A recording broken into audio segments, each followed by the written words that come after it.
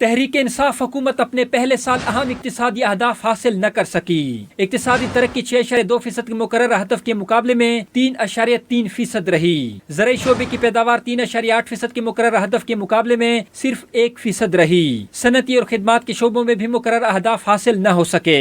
خدمات کے شعبے میں ترقی کی شرح 6.5% کے ہدف کے مقابلے میں 4.7% رہی، جبکہ صنعتی شعبے کی پیداوار 7.6% کے مقررہ ہدف کے مقابلے میں 1.4% رہی۔ رواں مالی سال کے دوران بڑی فصلوں کی پیداوار پانی کی کمی کی وجہ سے متاثر ہوئی۔ رواں مالی سال کے لیے مقرر کردہ برآمدات اور تجارتی خسارے کے اہداف بھی حاصل نہ ہو سکے۔ رواں مالی سال کے لیے برآمدات کا ہدف 27 ارب 30 کروڑ ڈالر مقرر کیا گیا۔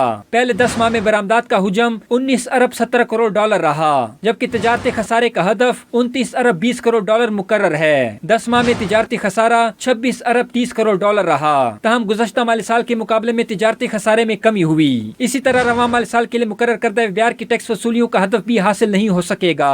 رواں مالی سال کے لیے ایف بی آر کی ٹیکس وصولی کا ہدف 4398 ارب روپے مقرر کیا گیا، مگر مالی سال کے پہلے 11 ماہ میں ٹیکس محصولات 3310 ارب روپے رہیں۔ یوں 11 ماہ میں شارٹ فال 450 ارب روپے تک پہنچ گیا۔ رواں مالی سال گندم کے پیداوار میں 0.5% اور چھوٹی فصلوں کی پیداوار میں 1.95% اضافہ ہوا۔ لائف اسٹاک کی پیداوار 4%، جبکہ جنگلات کی پیداوار میں 6.5% اضافہ ہوا۔ بجلی اور گیس کے شعبے میں 40.5% ترقی ہوئی، جبکہ تعمیرات کے شعبے میں 7.6% کمی ریکارڈ کی گئی۔ طاہر شیرانی، ڈان نیوز، اسلام آباد۔